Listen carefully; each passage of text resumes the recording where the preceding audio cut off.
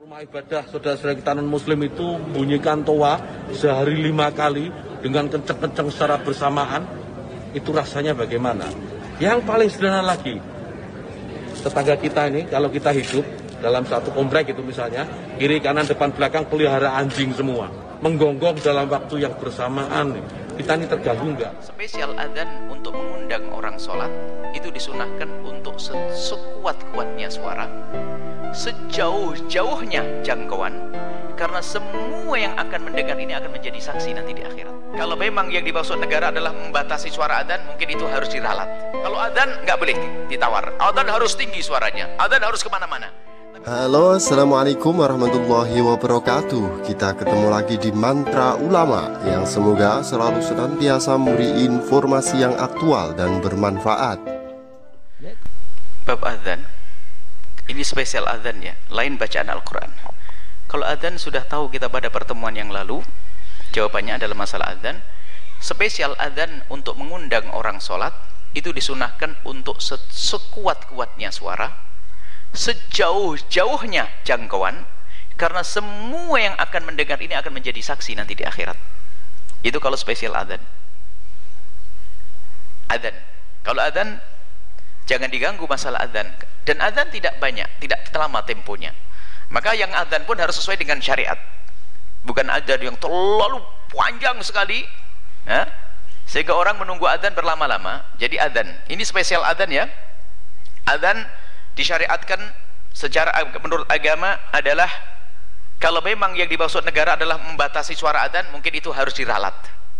Mungkin yang lainnya selain daripada adzan. Kalau adzan harus dikumandangkan.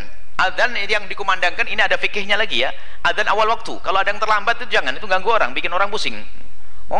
Salat asar, adzan asar jam 5. Orang pada bingung, ini sudah maghrib atau masih asar? Ini biasanya ini pulang dari sawah langsung megang mic, Allahu Akbar, Allahu Akbar. Problem. Adzan awal waktu. Dikumandangkan ya Allah. Karena apa? Adzan itu akan ditunggu oleh orang. Ada yang pengen melakukan sholat lalu mau pergi atau apa. Adzan awal waktu.